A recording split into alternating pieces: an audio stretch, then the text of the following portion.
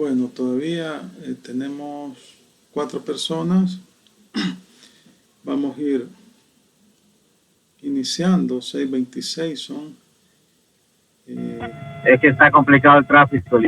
Sí, es complicado el tráfico a esta hora. Y me imagino que mucha gente trabaja, sale a las 5 y es complicado.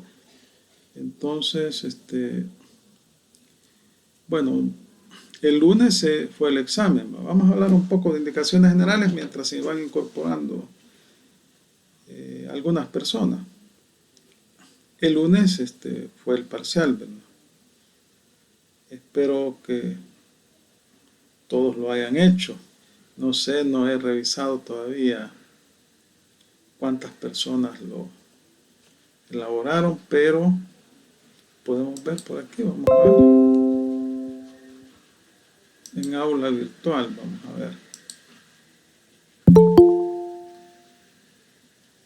Veamos aquí.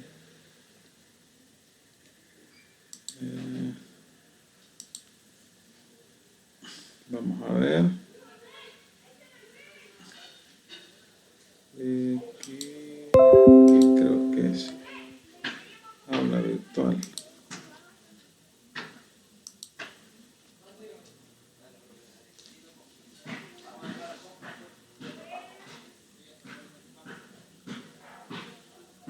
No quiere mostrarse la pantalla.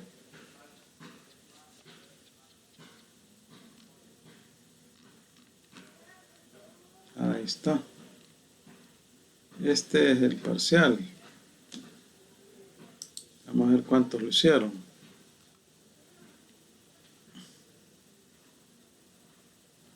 22 personas lo hicieron. 22 personas, dice.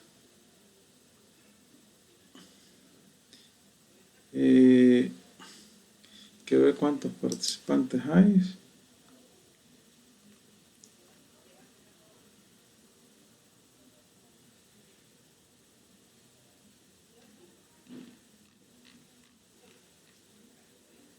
Hay 28, dice. O sea, habrían 27. Y lo hicieron 22. 5 personas estarían pendientes de realizar el parcial. Según la programación que tenemos acá de la universidad, los diferidos, los parciales diferidos son del 6 al 12 de septiembre, o sea que el próximo lunes haría el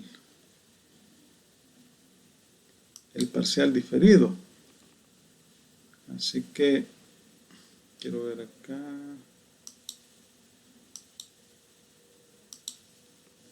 Bueno.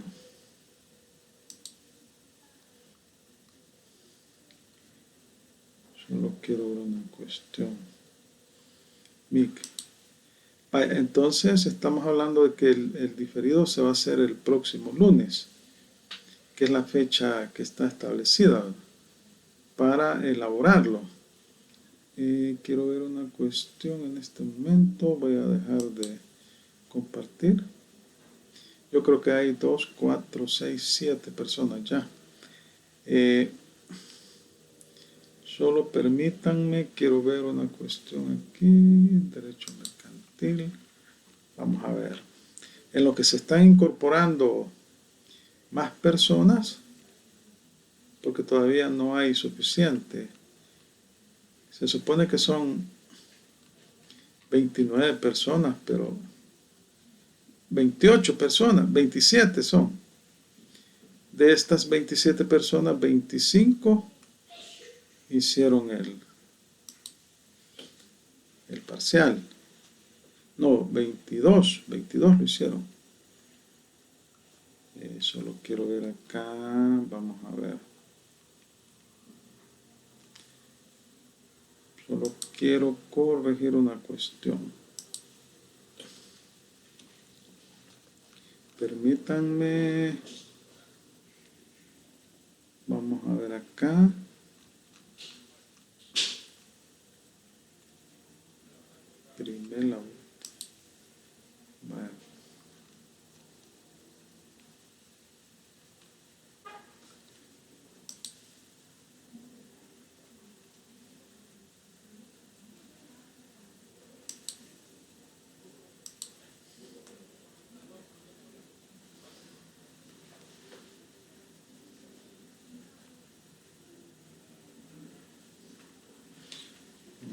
¿no?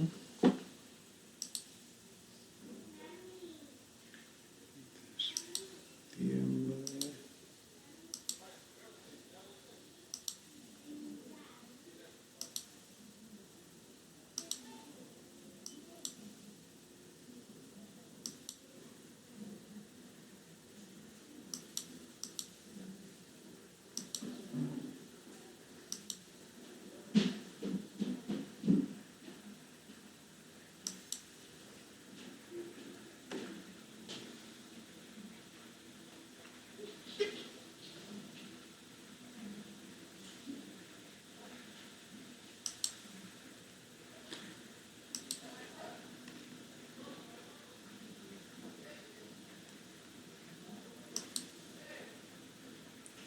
Vamos a ver acá.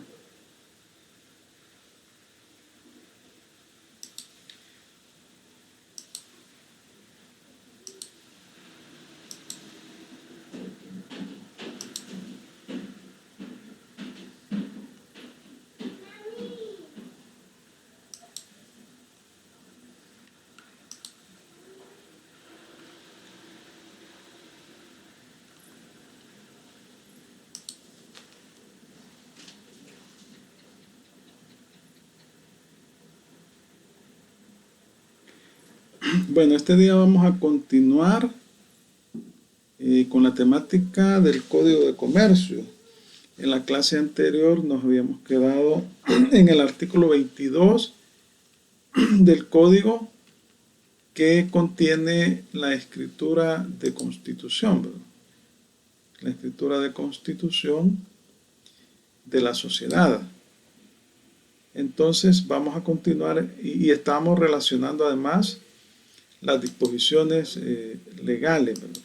Estamos colocando ahí los artículos con los cuales se relaciona cada romanos del artículo 22. ¿Se recuerdan, ¿verdad? Ya hay 8 personas, 3, 6, 7, 8 personas. Entonces, vamos a continuar con la lectura del artículo 22 del Código de Comercio. Ya habíamos leído los primeros, el nombre, edad, ocupación, nacionalidad y domicilio de las personas naturales, y nombre, naturaleza, nacionalidad y domicilio de las personas jurídicas que integran la sociedad. Domicilio de la sociedad que se constituye con expresión del municipio y departamento al cual pertenece. Naturaleza jurídica. Y la finalidad de la sociedad, ¿verdad? Cuando hablamos de naturaleza jurídica, ¿a qué nos referimos?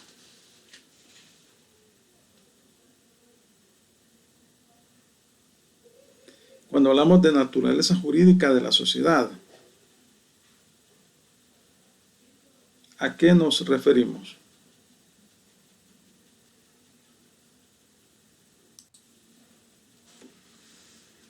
La finalidad de la sociedad, ¿cuál va a ser? ¿Por qué se está creando? Estamos hablando de, vaya, la finalidad, aquí lo tenemos en el Romanos 4. La naturaleza jurídica, ¿cuál sería? Sí, la finalidad sería el objeto, el fin principal para el cual se constituyó la sociedad. Pero ¿cuál sería la naturaleza jurídica?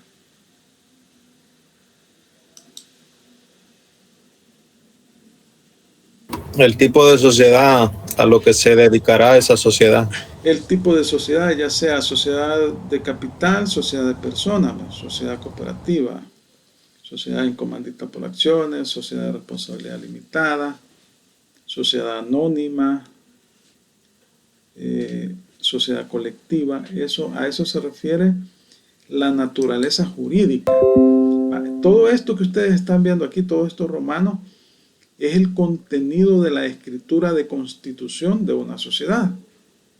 Debe contener toda esta información.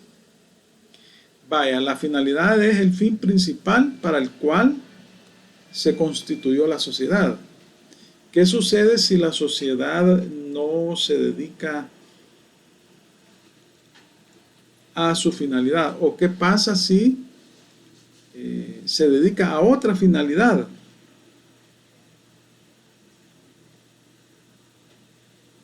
Es nula. Es nula. Vamos a ver qué dicen los demás. Irregular. Es una sociedad irregular.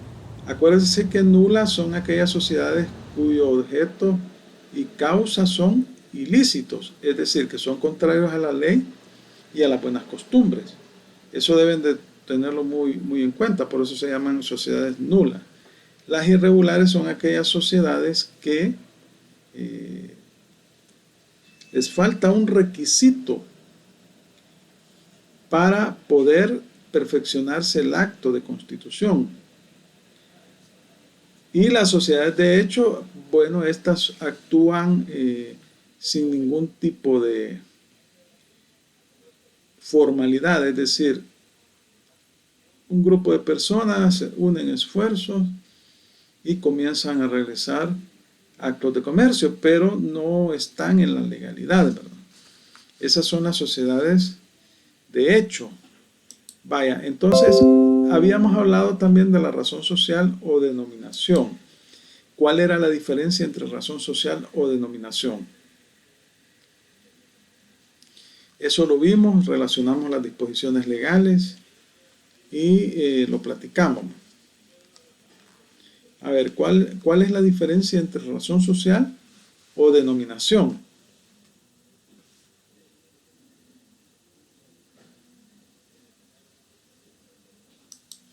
Vean ahí sus cuadernos o donde anotaron. Habíamos leído las disposiciones legales, ¿verdad?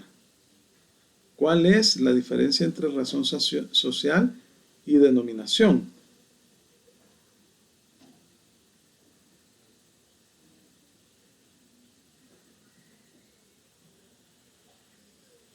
Hablábamos de las de fantasía y las de finalidad. Ah, estamos hablando ahí de la denominación, ¿verdad? Ahí estamos hablando de los tipos de denominación que hay. La finalista, en la cual en la denominación se establece el fin al que se dedica la sociedad Zapatos SADCB, ¿verdad? Y la de fantasía, que en la denominación no se establece el fin principal, sino que se le puede colocar un nombre que no esté relacionado con las actividades de la sociedad. Por ejemplo, Sociedad Escamilla SADCB, ¿verdad? Entonces ahí estamos hablando de denominación, pero cuando hablamos de razón social, ¿qué habíamos dicho de la razón social? Yo les yo les dicté ahí algunas relaciones. Yo tengo mi código bien relacionado. Entonces yo les había relacionado el artículo 73, el 94, el 297, el 191 y 101. Vaya, hagamos una cosa, leamos las disposiciones para que se recuerden. Vamos a leer el 73, la primera disposición que habíamos relacionado.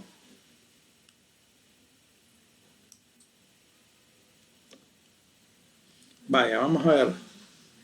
Alguien que lo lea, ahí lo tienen en pantalla. Artículo 73.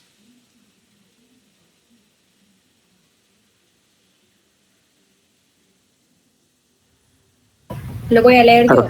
Vaya, hágame el favor.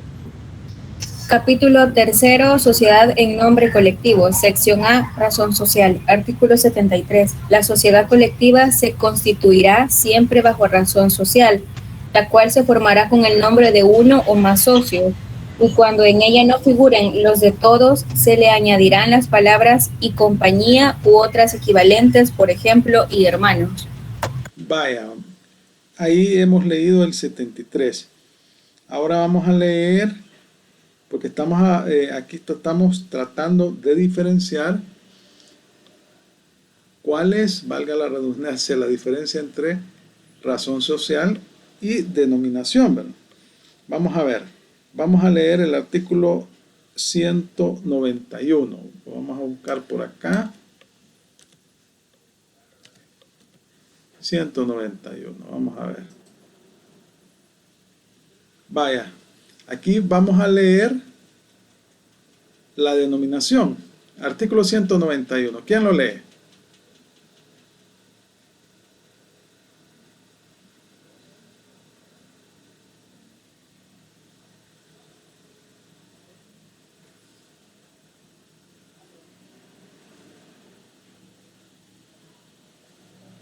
A ver, Boyle.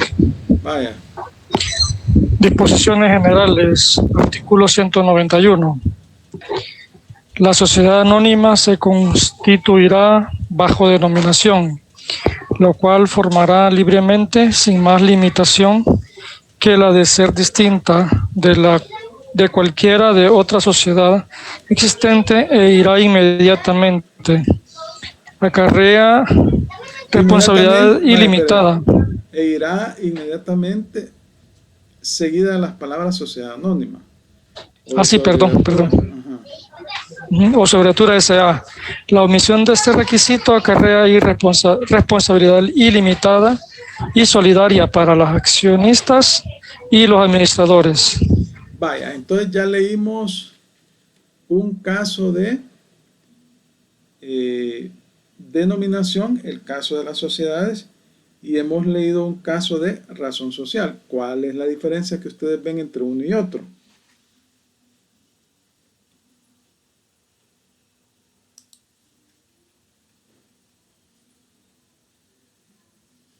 ¿Cómo se constituye la denominación y cómo se constituye la razón social?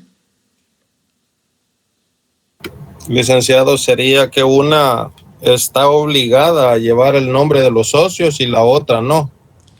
Vaya, la denominación se forma libremente, sin más limitaciones, dice el 191, que las establecidas en la ley y que no sea igual al nombre de otra sociedad, ¿verdad? Y ahí tenemos dos tipos de denominación, ¿verdad? La finalista y la de fantasía. La finalista, la denominación finalista, está relacionada con el nombre, ¿verdad? El nombre, en el nombre de la sociedad se coloca el fin. Y si es una sociedad que se dedica a la venta de fresco, por ejemplo, fresco SADCB o helados SADCB, entonces usted cuando escucha ese tipo de denominación, usted se da cuenta cuál es el objeto o fin principal de esa sociedad.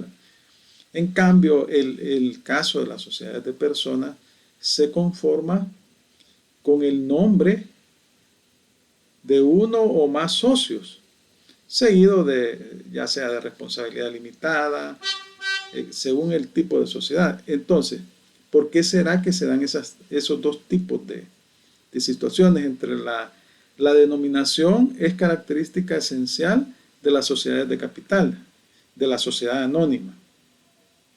También de la sociedad en comandita por acciones, que se puede constituir bajo razón social y denominación. Pero el caso de las sociedades que se constituyen bajo razón social, ¿por qué será que debe, por ejemplo, y compañía, hermanos? ¿Por qué será?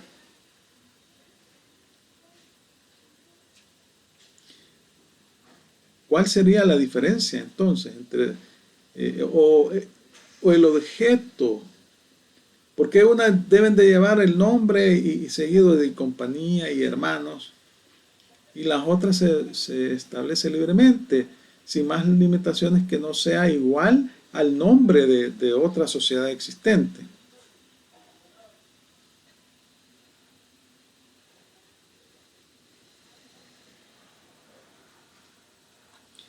Si ustedes observan, las sociedades de personas todas se constituyen bajo razón social. Y las de capital, la sociedad anónima específicamente, se constituye por denominación. Entonces ahí tenemos que ver cuáles son las características de una y otra. Por ejemplo, en el caso de las sociedades de personas, los socios responden solidaria e ilimitadamente. Por eso es importante saber quiénes son los socios o las personas que han conformado esa sociedad. Y por eso dice Sociedad Martínez y compañía. Entonces es importante que en la razón social se identifique por lo menos alguna característica de las personas que conforman esa sociedad, porque ellos responden solidaria e ilimitadamente. En cambio, las sociedades de capital, la sociedad anónima, por ejemplo, los socios responden hasta el límite de sus aportaciones. Entonces, por eso es que en la razón social se identifica los apellidos de los socios, ¿no? Es como una forma de decir a cualquier persona, a cualquier acreedor, estos son los que conforman esta sociedad, me interesa, porque ellos responden solidaria e ilimitadamente ante las deudas de la sociedad. En cambio, en el caso de las sociedades anónimas, responden hasta el límite de sus aportaciones. Entonces, por eso es que la diferencia entre razón social y denominación. La razón social se constituyen bajo razón social las sociedades de personas, todas las sociedades de personas. Y bueno, la sociedad de responsabilidad limitada también se constituye bajo razón social o bajo denominación. Y las sociedades anónimas se constituyen bajo denominación. Entonces ven ahí la diferencia. ¿Ven la diferencia?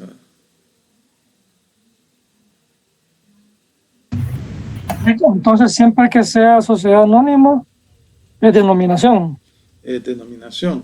Y esta se va a Y si uno que dicen de RL, es de responsabilidad limitada, entonces limitada, es de persona, es una sociedad de personas. Y ello se va a constituir en el nombre, va a ser razón social.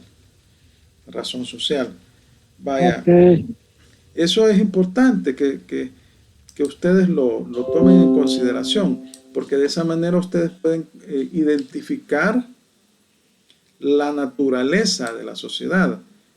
Por ejemplo, dice el artículo 94, la sociedad en comandita simple se constituye siempre bajo razón social, la cual se formará con el nombre de uno o más comanditados. Y cuando en ella no figuren los de todos, estos se le añadirán las palabras y compañía, u otros equivalentes. A la razón social se le agregará siempre las palabras sociedad en comandita o su abreviatura SNC. Si se omite este requisito, la sociedad se considerará como colectiva. Vaya, esta es la en comandita simple. La razón social se forma con el nombre de uno o más socios comanditados, ¿no? Y esta es la característica principal de las sociedades de personas, ¿no? Porque responden solidaria e ilimitadamente por las deudas de la sociedad. En cambio, en el caso de las sociedades anónimas, que por antonomasia son las sociedades capitalistas, ¿verdad? Estas se conforman el nombre bajo denominación, se forma libremente, porque por el mismo nombre, sociedades anónimas, se supone que los accionistas pueden ser un sinnúmero de personas, ¿no? Que tienen acciones, aunque aquí en el país no es así, ¿verdad? Pero en otros países capitalistas, como grandes potencias, ¿verdad? Las sociedades anónimas están los accionistas en una infinidad de personas. Nadie sabe quiénes son, ¿verdad? Pero en el caso de las sociedades de personas, es importante que el público sepa quiénes son las personas que constituyen esa sociedad, porque ellos responden solidaria e ilimitadamente ante deudas ante tercero. Vaya, vamos a ver. Sigamos leyendo el artículo 22, ¿verdad? En ese artículo nos habíamos quedado. Vamos a seguirlo leyendo. Vamos a ver acá. Vaya.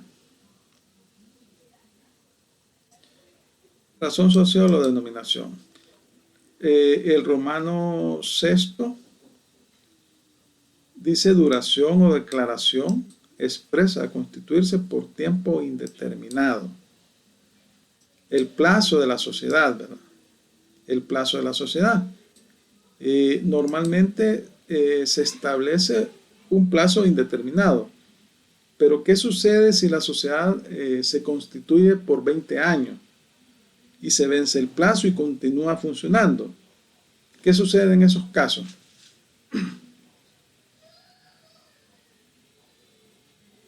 Se mencionaba que solo se modifica la cláusula de duración. No. Vaya, pero si no se modifica la cláusula, ¿qué sucede?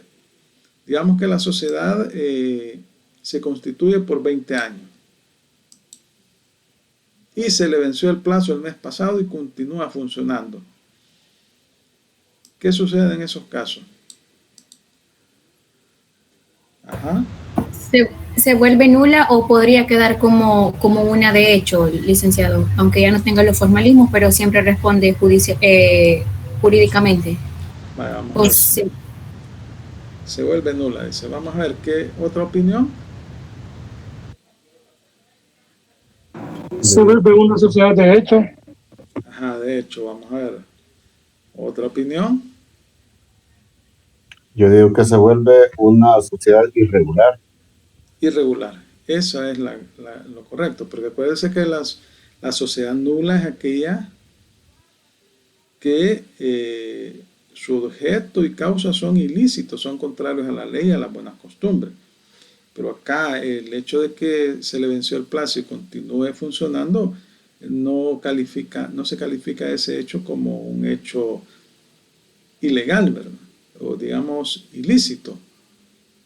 Ahora, no es sociedad de hecho porque está constituida, se han seguido todos los trámites. Lo que sucede es que se va a declarar como una sociedad irregular y va a tener un plazo para regularizar su situación. Cuando el registro de comercio o la superintendencia de sociedades y empresas mercantiles se percate, o cualquier persona que puede poner la denuncia, entonces en un plazo determinado tendrá que regularizar su situación. Y en este caso es fácil, ¿verdad? Lo único que tiene que hacer es modificar la escritura de constitución. Vaya, vamos a ver, ahí quiero que me relacionen el artículo 59, número 1. Ahí en el Código de Comercio que ustedes tengan ahí con lapicero, pónganle. Vaya, les voy a ir diciendo y ustedes vayan relacionando. Vaya, vamos a ver. El artículo 59, número 1. El artículo 47. El artículo 187, número 1. El artículo 356. El artículo 54, número 4 y el artículo 56.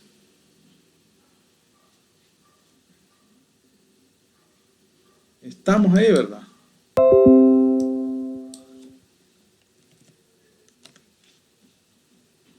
Mencionó los artículos 59. Vaya, lo voy a volver a repetir para que en el sexto, en Romano sexto, ustedes van a relacionar el artículo 59, número 1, el artículo 47, el artículo 187, número 1, el artículo 356, el artículo 54, número 4 y el artículo 56. Esos artículos van a relacionar.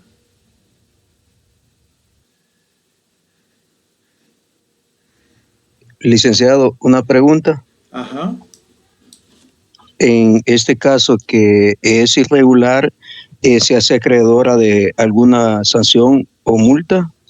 No, lo que va a suceder es que le va a dar, si no regulariza su situación en el plazo que le establezca el juez, entonces se va a proceder a la liquidación. Acuérdense que esa es una causal de liquidación. Una causal de liquidación, y ahí está establecido en el artículo 59, si no mal recuerdo. Vamos a ver. Las sociedades de personas se disuelven por cualquiera de las siguientes causas: expiración del término señalado en la escritura social, cuya prórroga no podrá estipularse tácitamente. Es una causal de ¿cómo se llama? De disolución. Entonces tiene que regularizar su situación. De lo contrario, se va a iniciar el proceso de disolución. ¿Qué habíamos dicho que es la disolución?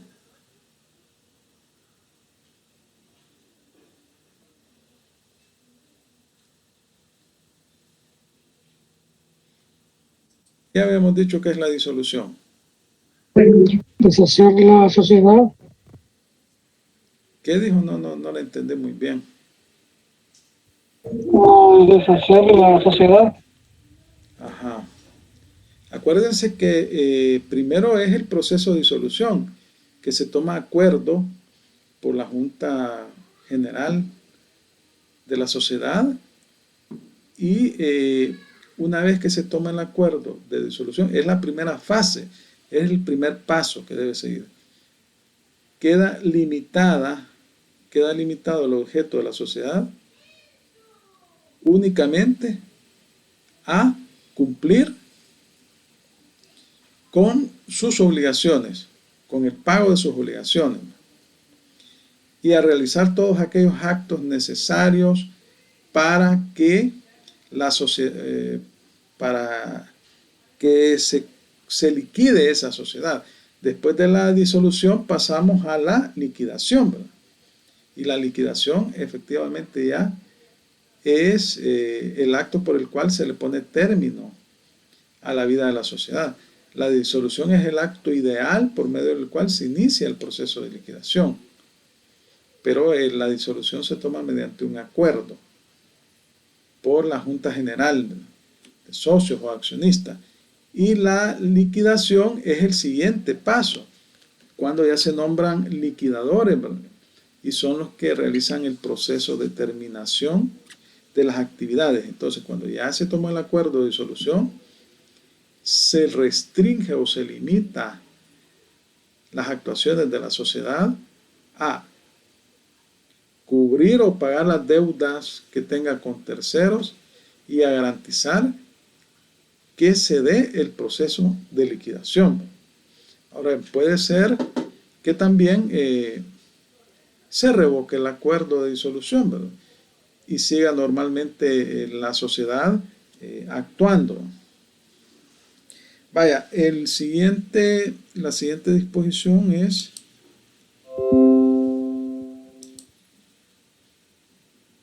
duración o declaración expresa por tiempo indeterminado. Este ya estaba ahí, ya lo habíamos leído. Luego, importe del capital social. Cuando el capital sea variable, se indicará el mínimo. Vaya, ¿y esto qué es importe del capital social?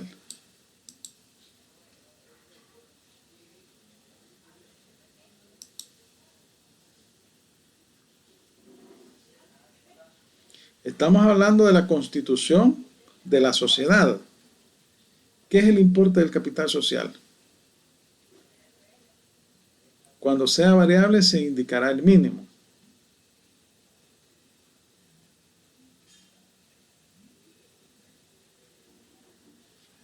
A ver, ¿qué es el importe del capital social?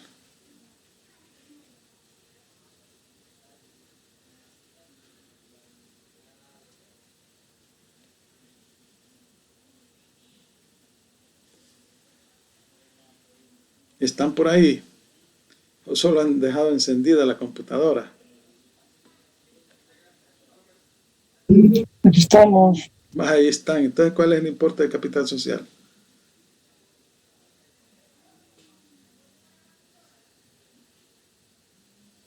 El aporte monetario que da cada socio a la sociedad para que se conforme. Es el aporte, ¿verdad? Pero este aporte no necesariamente es monetario, puede ser también en especie. Obviamente que cuando se da en especie usted puede dar un escritorio, puede dar bienes muebles, ¿verdad? Incluso puede dar el terreno donde se va a instalar la sociedad. Se debe hacer previo evalúo para establecer el monto. Entonces, el importe es el capital o el aporte social que dan los socios, los accionistas al momento de constituirse la sociedad, ¿verdad? Y eso debe quedar plasmado en la escritura. La sociedad se constituye por 1000 acciones con un valor de 100 cada una, etc. Y acuérdense que aquí llegamos al capital suscrito y al capital pagado. ¿Se recuerdan la diferencia entre capital suscrito y capital pagado?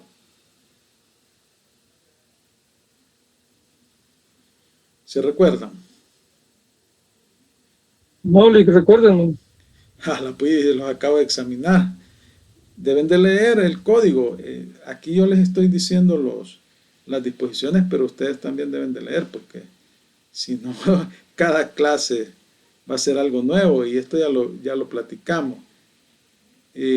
Acuérdense que cuando hablamos de capital suscrito, es el capital que los socios se comprometen a pagar, ¿verdad? Y el capital pagado es el capital que efectivamente han pagado. Es decir, que si es una sociedad anónima, alguien puede tomar 100 acciones con un valor nominal, digamos que de $100. Entonces dice, voy a suscribir de estas 100 acciones 50 y voy a pagar 50. Entonces, se da un plazo para que el socio o el accionista pague el capital que ha suscrito. Entonces, eso sería. Vaya, les voy a dar las relaciones para que ustedes las anoten en su código de comercio. Ahí veamos relación en el artículo 29, a la par, ¿verdad? A la par. El artículo 30, el artículo 106, el artículo 192, el artículo 103, el artículo 298, el artículo 312, artículos del 306 al 314, 306 al 314, el artículo 18, inciso primero.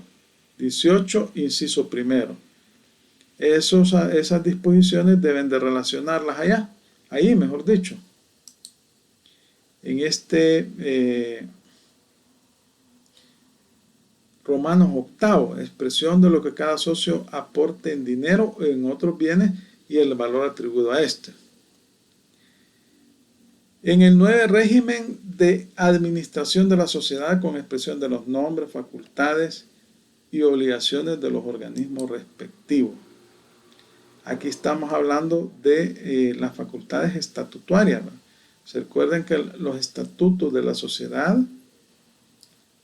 se incluyen en la escritura social, es decir, el gobierno de la sociedad, el régimen de administración que va a tener la sociedad.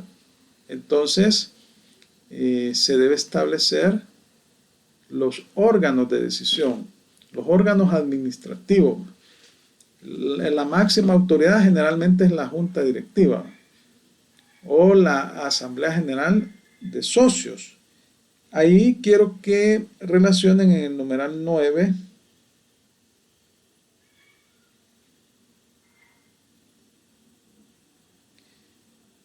bueno, creo que el octavo, bueno, ya veamos, el romano séptimo, ahora importa el capital social. Cuando el capital sea variable se indicará el mínimo. Se recuerdan que cuando hay sociedades de capital variable, el régimen es capital variable y capital fijo. En el caso de las sociedades de capital variable se debe indicar en la escritura de constitución cuánto es el mínimo del capital y cuánto es el valor del capital variable que se está al momento de constituirse. Cuando son de capital variable, recuerden que pueden modificar, ampliar el capital, ¿verdad?, por decisión de la junta directiva o del gobierno de la sociedad, ¿verdad? Pero cuando son de capital fijo no lo pueden hacer. Entonces en el octavo, importe de capital social, ahí, bueno, es que yo creo que me equivoqué. En el sexto era, en el séptimo, no, en el octavo es, relacionan el artículo 17, inciso segundo, 31, inciso segundo, 103, parte final, 32, 196 y 33. Ahí relacionen esas disposiciones.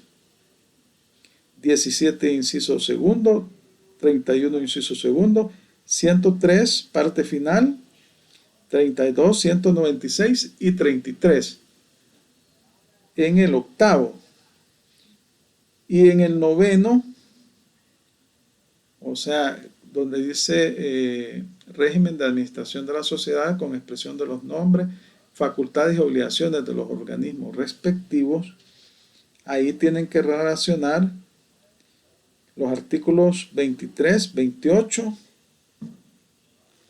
84, 88, 78, bueno, del 78 al 87, el 220, el 14, el 88, el 254, el 260, el 276 y el 271. Ahí en el noveno, que dice régimen de administración de la sociedad con expresión de los nombres, facultades y obligaciones de los organismos respectivos. Ahí deben de relacionar esas disposiciones legales.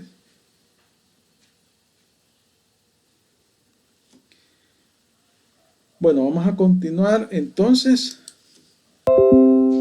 con el 10. Manera de hacer distribución de utilidades y en su caso la aplicación de pérdidas entre los socios. Aquí vamos a leer, bueno, primero deben de relacionar los artículos 35 y 38 y los vamos a leer. Vamos a buscarlos acá. Artículos 35 y 38.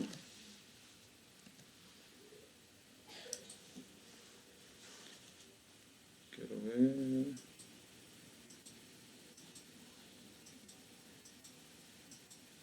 Vamos a ver, estamos en el 22, ¿verdad?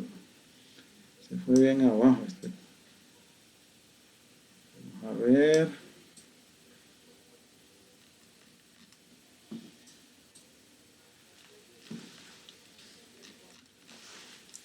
Artículo 35 y artículo 38 los vamos a leer. Vaya, alguien que me lea el artículo 35, por favor, y otra persona posteriormente me lee el artículo 38. Félix, yo lo leo. Vaya, hágame el favor. Artículo 35. En el reparto de utilidades o pérdidas se observarán, salvo pacto en contrario, las reglas siguientes. Numeral 1. Romano 1, perdón. La distribución de utilidades o pérdidas entre los socios capitalistas se hará proporcionalmente a sus participantes de capital. Romano 2. Al aporte industrial corresponderá la mitad de las ganancias cualquiera que fuere el número de aportantes, y si fueren varios, esa mitad se dividirá entre ellos por iguales partes. Romano 3. El socio o socios industriales no soportarán las pérdidas. Vaya, vemos ahí las reglas que se establecen para el reparto de utilidades o pérdidas. Porque la sociedad, el objeto principal de una sociedad es el lucro. Pero a veces sucede que las sociedades caen en pérdidas.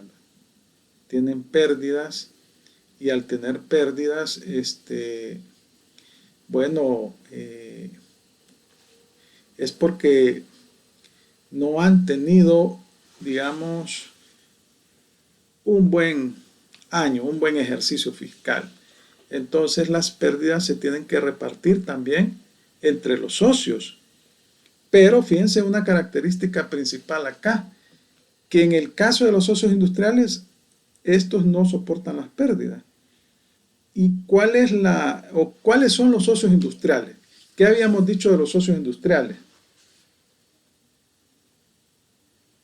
Son los que aportan conocimiento, experiencia. Sí, trabajo, aportan trabajo. Y otra característica también de este tipo de socios es que ellos se les da la mitad de las ganancias, cualquiera que fuera el número de aportantes. Es decir, que si la sociedad obtiene $100 de utilidad, 50 son para los socios industriales. Ahora, si hay 2 socios industriales, le va a tocar 25 a cada uno. Y el otro 50% entre los otros socios. Ahora bien, ¿cuáles son las sociedades que tienen socios industriales?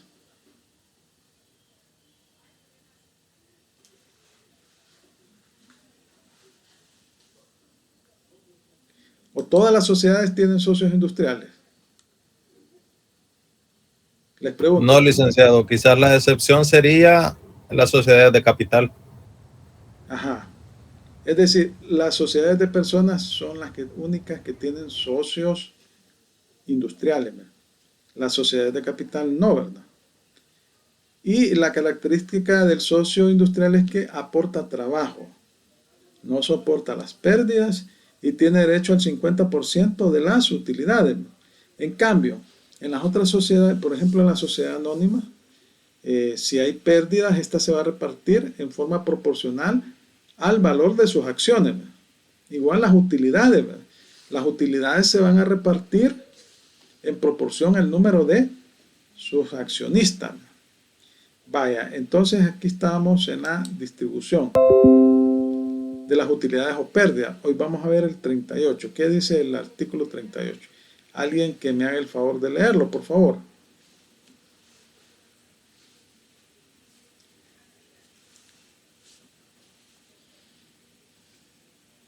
No les gusta leer a ustedes, ¿verdad?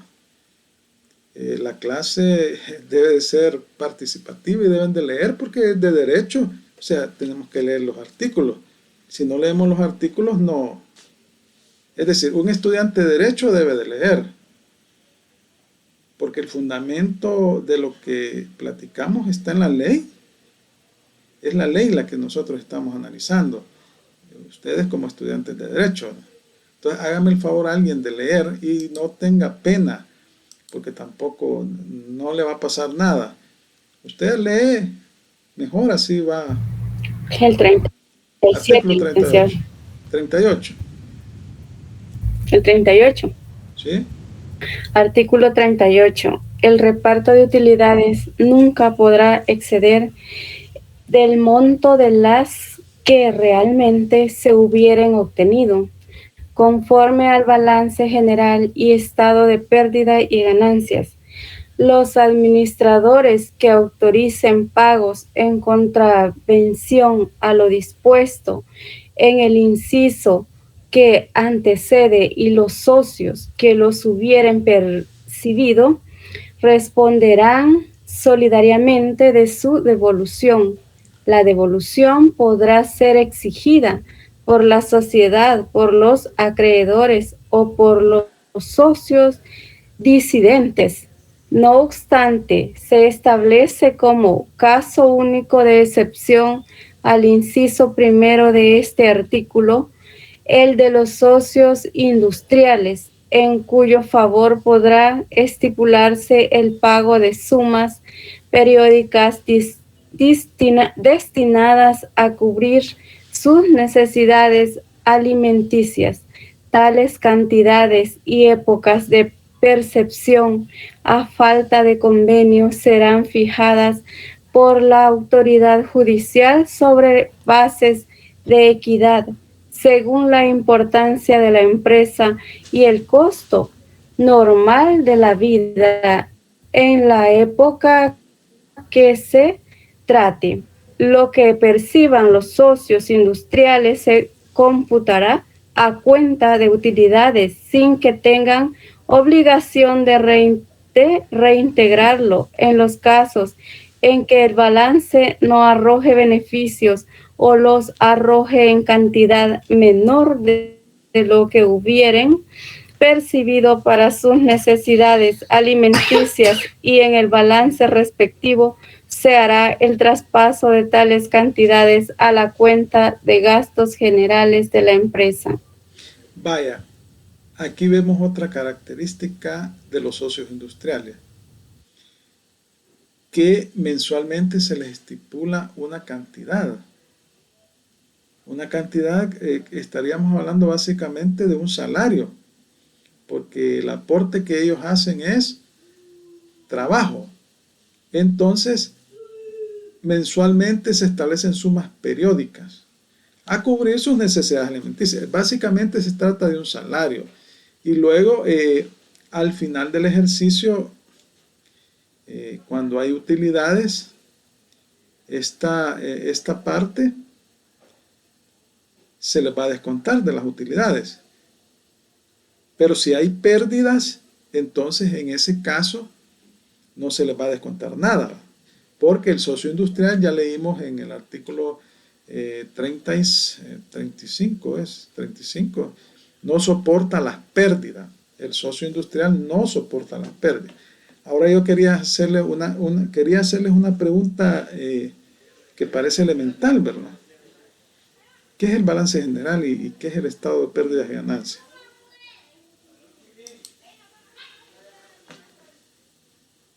Si ustedes ven en el Código de Comercio, balance general, estado de pérdidas y ganancias,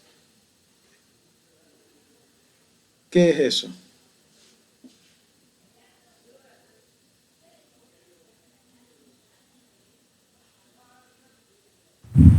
LIC es un informe que llevan las empresas del estado financiero de dicha empresa. Ajá, es un informe, dice. A ver, ¿qué dicen los demás?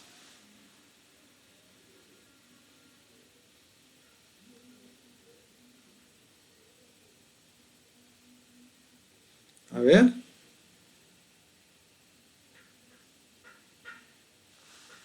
Vamos a ver. Manuel de Jesús. El balance general es donde llevan todo el resultado de todas las pérdidas y ganancias. Ajá, Generales de todas las empresas. Ajá. Vamos a ver, Manuel de Jesús.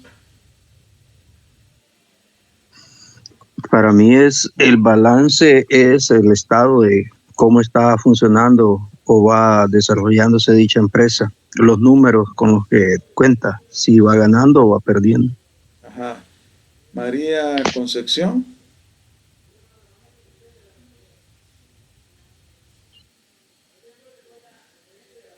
Pues el balance general, pienso que es el estado de la empresa donde Usted es estudiante de donde va contaduría.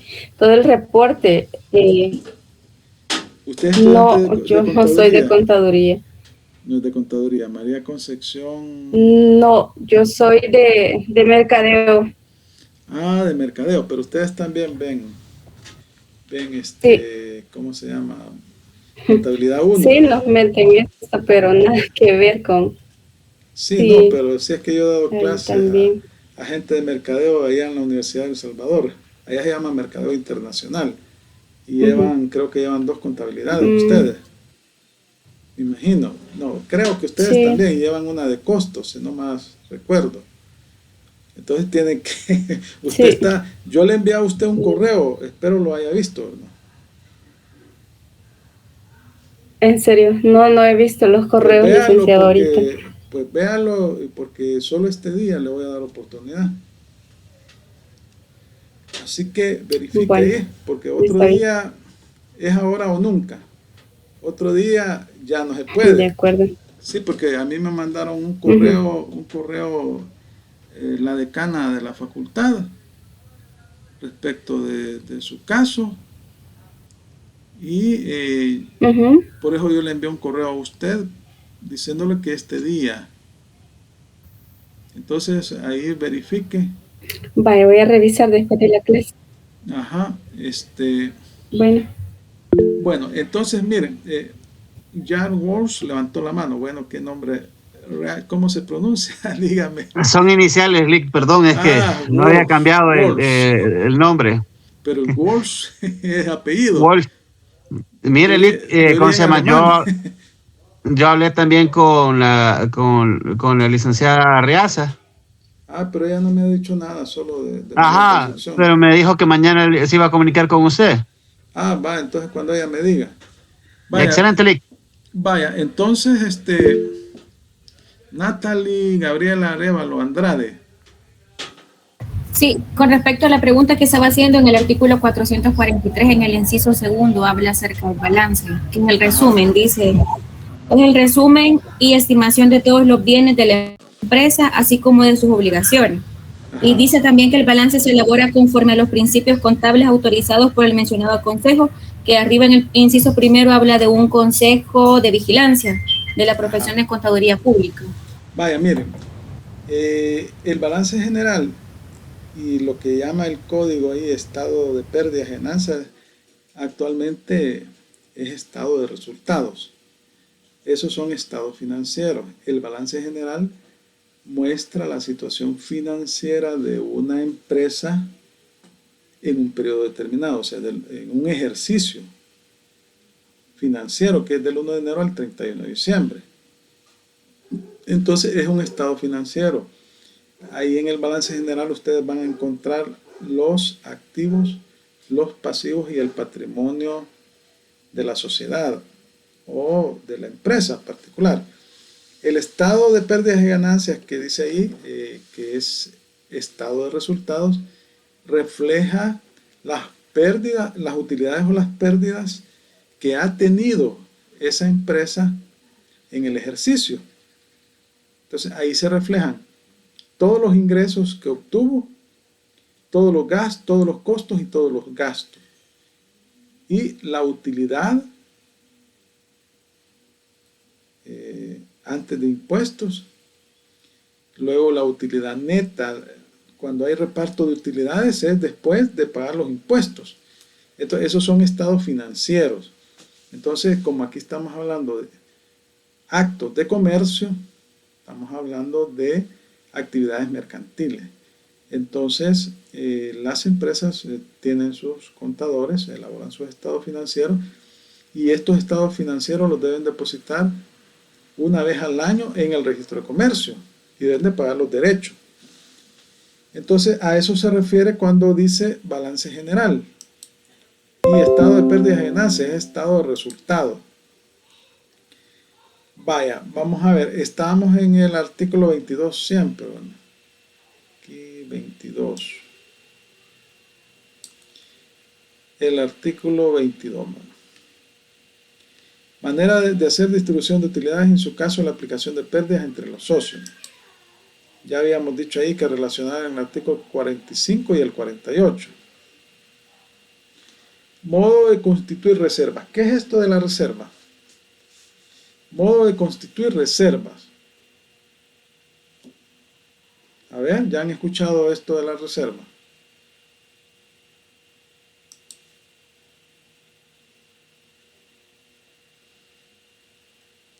Todo esto que estamos viendo acá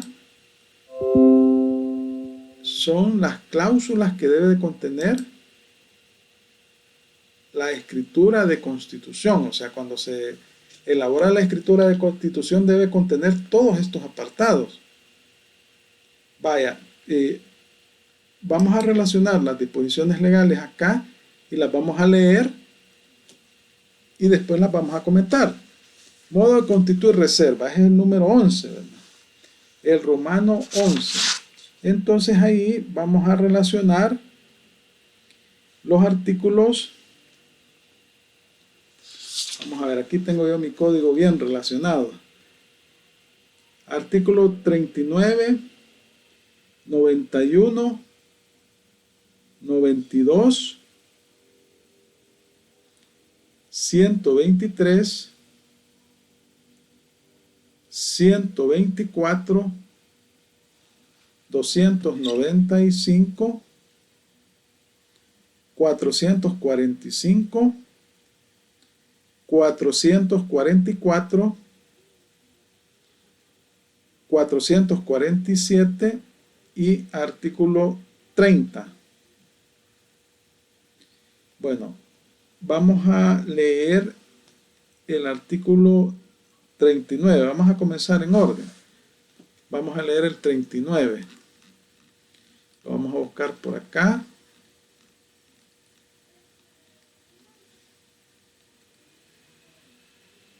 Vaya, vamos a ver. Alguien que me haga el favor de leerme el artículo 39. Miren, estas relaciones que se van haciendo en cada uno de los romanos del artículo 22 son muy importantes. Porque ahí, digamos que está la regla general. Pero el desarrollo se encuentra en las disposiciones que yo les menciono. Vaya, alguien que me haga el favor de leer el artículo 39.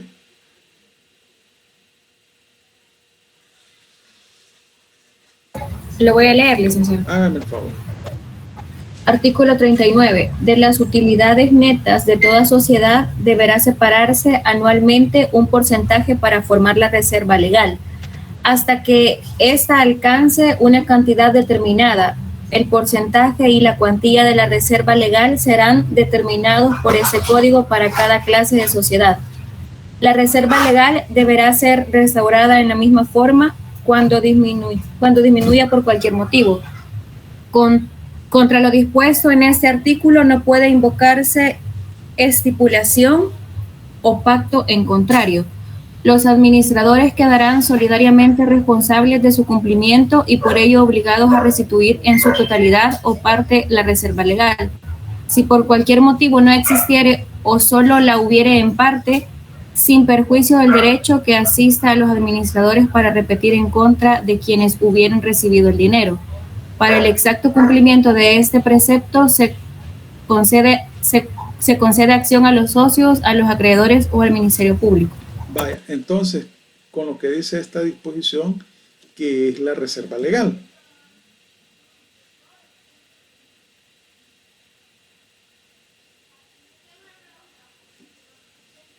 ¿O para qué se constituye una reserva legal?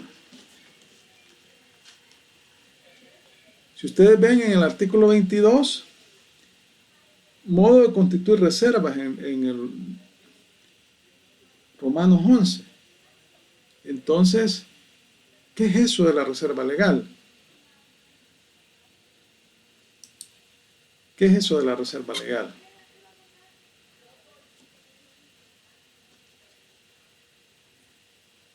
Es un fondo monetario, licenciado. Un fondo monetario, ajá. ¿Cómo así? Es un fondo que se va haciendo con las ganancias que va dejando la sociedad para poder suplir alguna necesidad que surja o por si hubieran pérdidas de esta, poder sufragarlas de ese modo. Vaya, efectivamente es un ¿sí, María Concepción? Yo pienso de que es un porcentaje de dinero que hay que tenerlo ahí, que nadie lo puede tocar, ninguno de los socios. Mira, porque ajá. Cuando la empresa no puede, ¿verdad? Cubrir gastos, si llega a caer, ¿verdad? En lo que es pues si se llega, si Ajá. Bueno, como que le apagó ahí el micrófono. Bueno, las reservas, el objetivo de constituir las reservas es para cubrir cualquier eventualidad que pueda tener la sociedad en un futuro. Y en la ley se establecen diferentes tipos de reservas dependiendo del tipo de sociedad. Ya las vamos a ver. Por ejemplo, en los artículos 91 y 92, vamos a ver los artículos 91 y 92 del Código. Vamos a ver. Artículo 91 y 92. Vamos, alguien que me haga el favor de leerlo.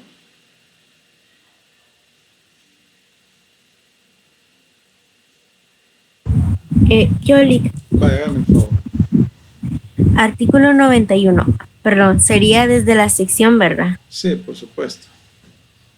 Sección de reserva legal. Artículo 91. La cantidad que se destinará anualmente para integrar la reserva legal será el 5% de las utilidades netas y el límite legal de dicha reserva será la sexta parte del capital social.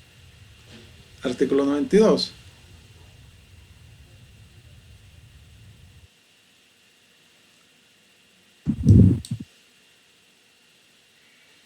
Se lo leo yo.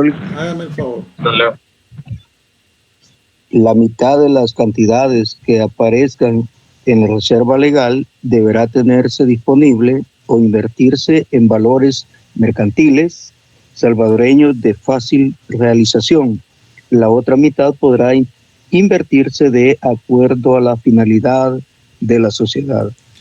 Vaya, entonces vemos acá que el objeto de constituir reservas legales es para cubrir eventualidades que puedan tener la sociedad.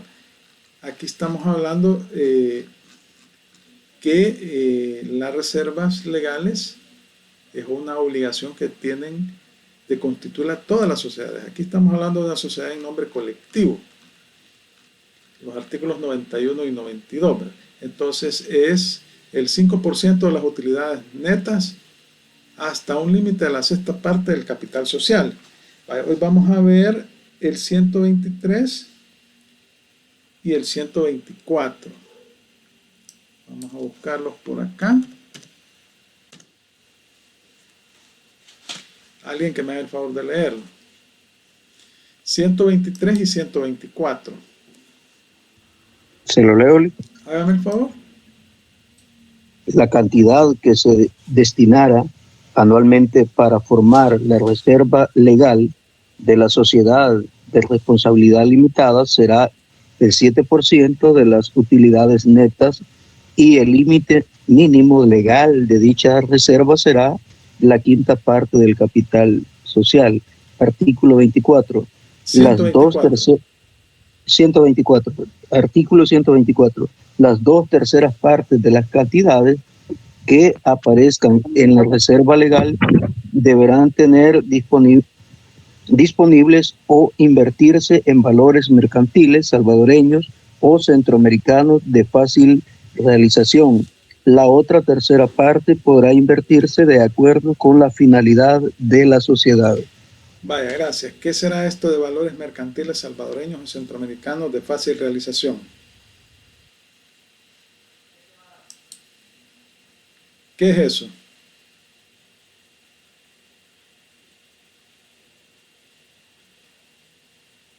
Valores mercantiles salvadoreños o centroamericanos de fácil realización. Ajá. ¿Qué entienden ustedes por eso? ¿Qué idea les da eso?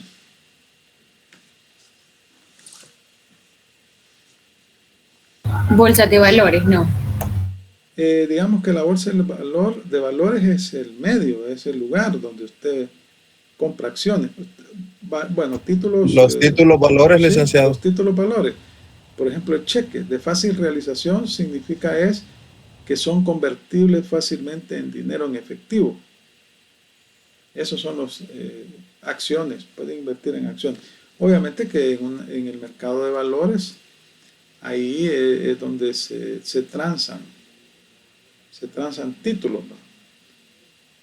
A eso se refiere. Pero aquí vemos que en el caso de la responsabilidad limitada, de la sociedad de responsabilidad limitada, la reserva legal es el 7% de las utilidades netas. y el límite mínimo legal es la quinta parte. Y en la colectiva decíamos que era el 7% y el límite legal la sexta parte, ¿verdad? ¿Se recuerdan? Vamos a ver el 295. Todo esto, toda sociedad debe, de constituir reserva. El artículo 295 solo establece, son aplicables a las sociedades anónimas las disposiciones contenidas en los artículos 123 y 124 que acabamos de leer. Entonces, ¿cuánto es si yo le pregunto en el examen, cuánto es la reserva legal de las sociedades anónimas y cuál es el límite legal? ¿Qué me responderían ustedes?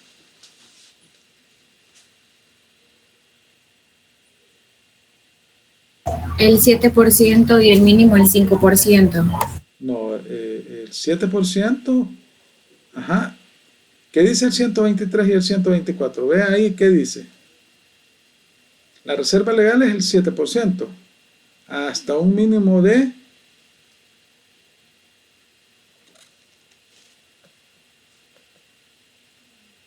Porque el 5% es de las colectivas.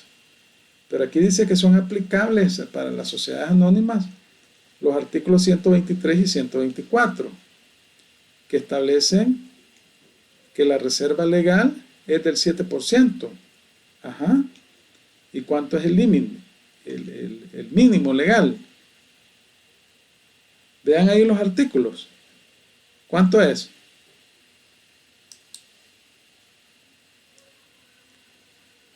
La quinta parte del capital social. Vaya, eso es. Hasta un límite de la quinta parte. Porque en las colectivas dice que es el 5% hasta un límite de una sexta parte, dice. Vaya, entonces esa es la reserva legal. Ahora, el 444 y el 447, estos hablan de la contabilidad. Vamos a ver, 444.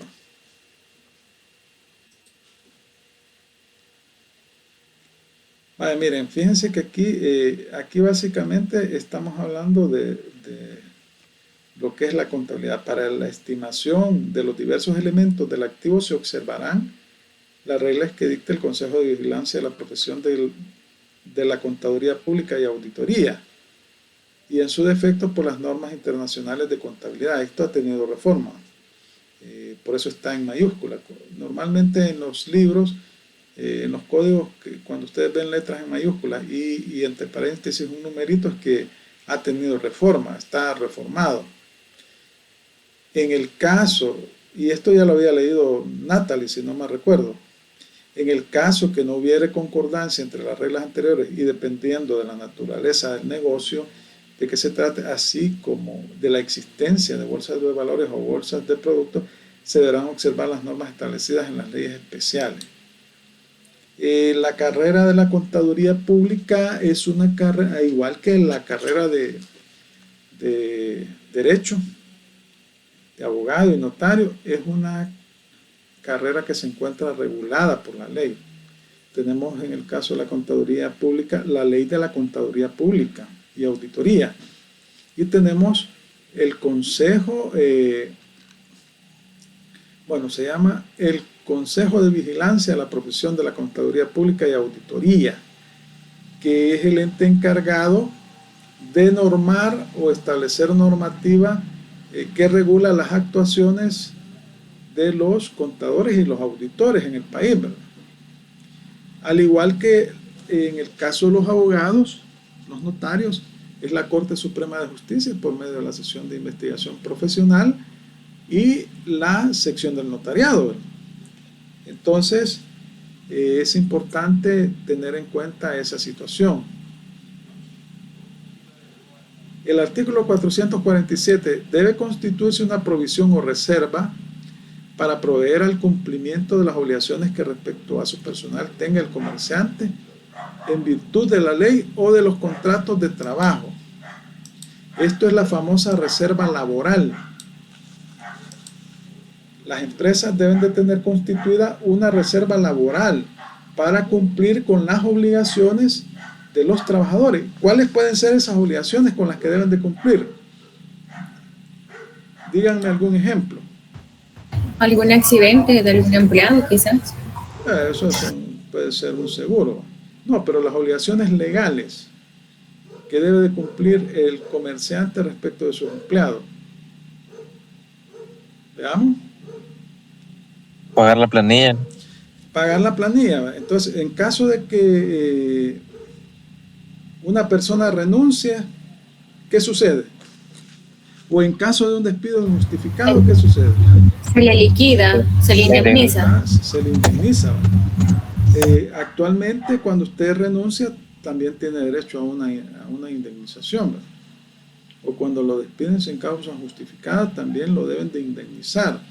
Entonces, todo ese tipo de obligaciones que o prestaciones adicionales a la ley, entonces el comerciante o la sociedad, sea persona natural o jurídica, debe establecer una reserva laboral para cumplir con esas obligaciones. Y así lo establece el Código de Comercio en el artículo 447, que es el que acabamos de leer. Vaya, modo de constituir reservas. Ahí ya vimos, ¿verdad?, qué es la reserva legal.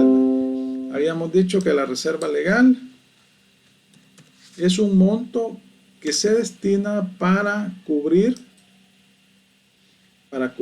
cualquier eventualidad que pueda tener la sociedad, ¿verdad? Y la misma ley lo exige. La ley exige la constitución de la reserva legal.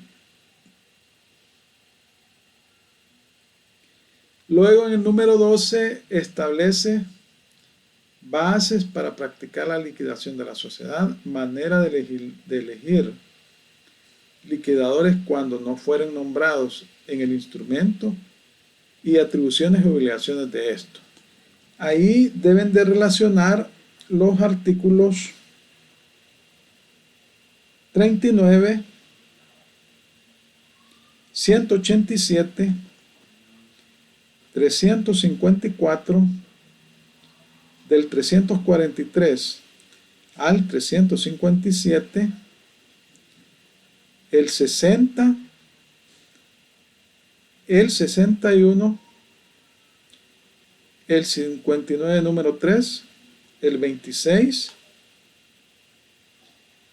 el 326, 327, 328, del 326 al 342, ¿verdad?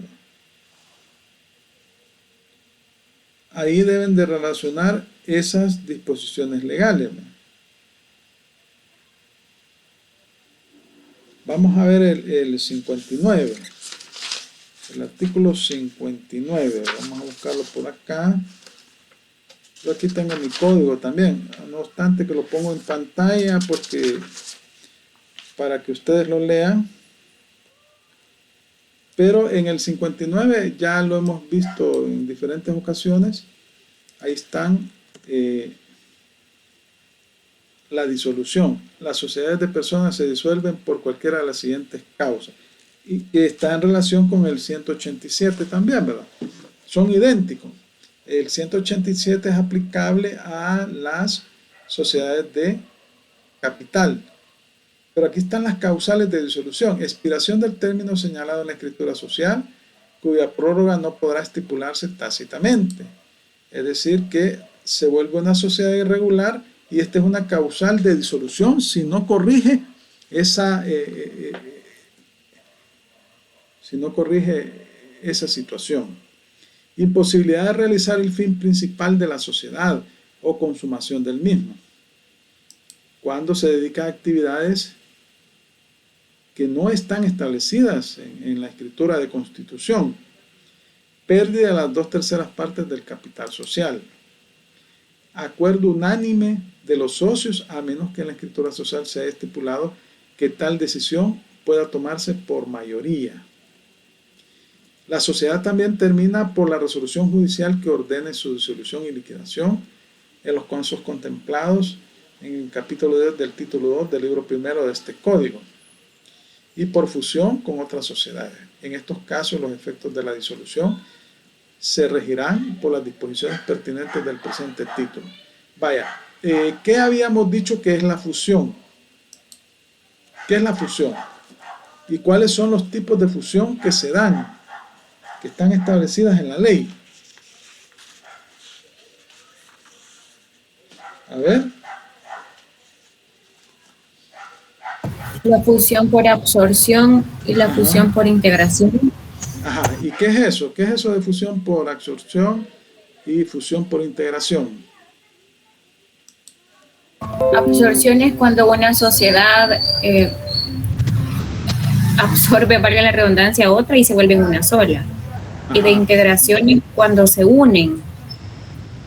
Se unen dos o más sociedades y conforman una nueva, es decir, que las sociedades que se unen desaparecen y nace un nuevo ente jurídico. En el cambio, en la absorción, la sociedad absorbente no desaparece, pero sí desaparecen las otras sociedades que absorben. Vaya, vamos a leer el artículo 23. Ya leímos el artículo 22, ya vimos cuáles son las ¿cómo se llama? Las cláusulas mínimas que debe contener la escritura de constitución de la sociedad. Esas son las cláusulas mínimas que debe contener la escritura de constitución. Y que cuando usted ve una escritura de una sociedad va a observar que todas esas cláusulas están establecidas en la misma. Vaya, alguien que me ayude con la lectura del artículo 23. Félix, yo lo leo. Voy a leer. Vaya. Adelante, compañero. No, la dama. Artículo 23. Los estatutos de la sociedad desarrollarán los derechos y obligaciones que existen entre ella y sus socios, fundamentándose en las cláusulas de pacto social y no podrán contradecirlas en forma alguna. Corresponde a la Junta General Extraordinaria de la Sociedad decretar los estatutos, debiendo aparecer íntegramente en el acta de la sesión que fueron aprobados. Una certificación del acta de la sesión en que se aprueben y aparezcan redactados los estatutos se deberá depositar en el registro de comercio. Estatutos. Ajá. ¿Una copia? Una copia de los estatutos deberá ser entregada a cada socio, la cual podrá ser reproducida por cualquier medio y en la que deberá aparecer el número del depósito en el registro de comercio. Vaya, entonces, yo les pregunto a ustedes qué son los estatutos de la sociedad. ¿Y dónde están? ¿En qué documento están los estatutos de la sociedad? A ver.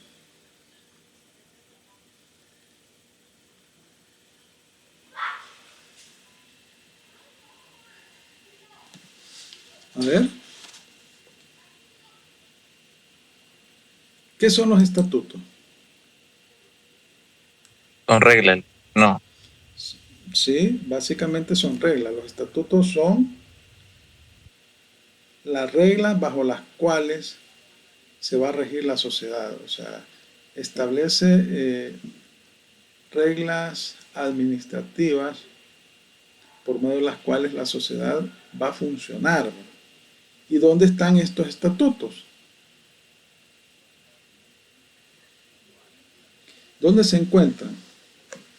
¿O es un documento independiente? En la escritura de constitución de sociedad. En la escritura de constitución de la sociedad, ahí constan los estatutos de la sociedad. Efectivamente, ahí está el gobierno de la sociedad, las máximas autoridades, las atribuciones. Y entonces tenemos, hay estatutos de naturaleza legal y hay estatutos o cláusulas, cláusulas legales y cláusulas estatutarias. Las legales, se recuerdan, son las que están establecidas en la ley Y las estatutarias son las que están establecidas en la escritura de constitución, que no constan en la ley, pero están establecidas en la escritura de constitución. Entonces, ahí se regula lo que es el gobierno de la sociedad. El gobierno de la sociedad, la administración de la sociedad, se establece en los estatutos. Y que básicamente ya lo vimos en el artículo 22, ¿verdad? En el artículo 22 están todas las cláusulas que debe contener la sociedad, ¿verdad? Y ahí se establece pues cómo se estructura la escritura de constitución de la sociedad. Entonces, ahí en los estatutos se establece cómo funciona, cómo va a operar esta sociedad. Luego el artículo 24 establece que se inscribirán en el registro de comercio las escrituras de constitución, modificación, transformación, fusión y liquidación de sociedades. Lo mismo que las certificaciones de las sentencias ejecutoriadas que contengan disolución o liquidación judiciales de alguna sociedad. Entonces, toda sociedad nace, se modifica o se extingue por medio de una escritura de constitución, y esta escritura debe de inscribirse en el registro de comercio. Y luego, cuando se disuelve o cuando se toma el acuerdo de disolución, la máxima autoridad de la institución toma el acuerdo y luego se sigue el proceso de liquidación. La disolución habíamos dicho que es el acto ideal que le pone fin a la sociedad. Y cuando se toma el acuerdo de disolución, se restringen las operaciones de la sociedad a aquellas actividades necesarias para cumplir con sus obligaciones, es decir, pagarle a los acreedores, cumplir con liquidar a los empleados, etc. Y llevar a cabo el proceso de liquidación. A eso se restringen las operaciones. Y la liquidación básicamente es el proceso por medio del cual termina la vida de la sociedad. Entonces se hace una escritura también. Ahora el artículo 25. Alguien que me lo lea, por favor.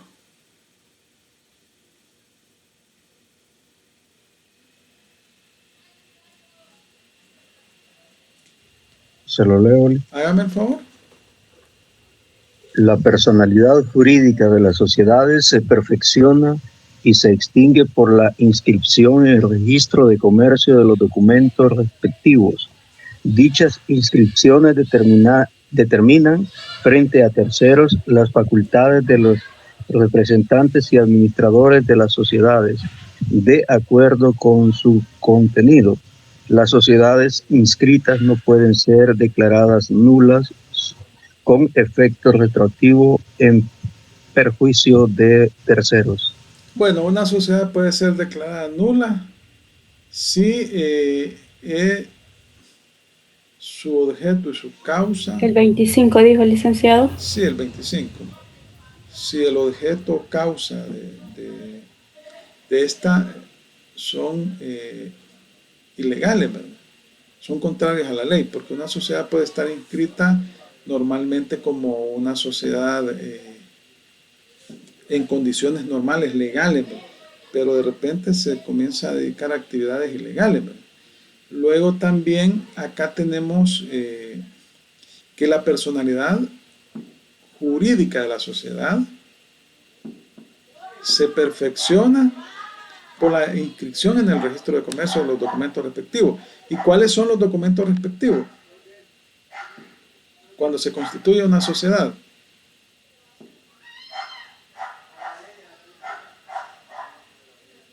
¿Cuáles son?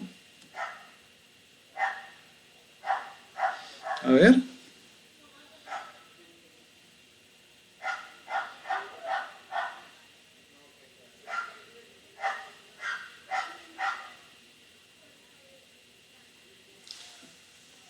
¿Cuáles son los documentos? A ver, pregunta de examen.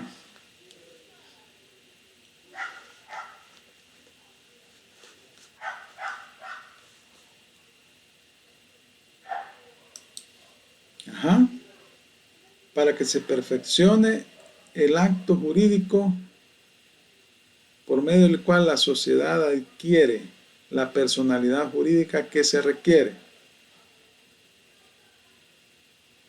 Hay dos actos ahí que se requieren. A ver.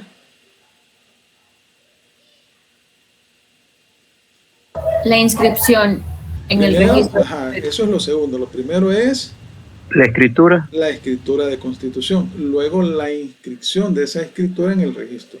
Y cuando obtiene la personalidad jurídica, significa que se ha creado un ente jurídico distinto, diferente de los socios o de los accionistas.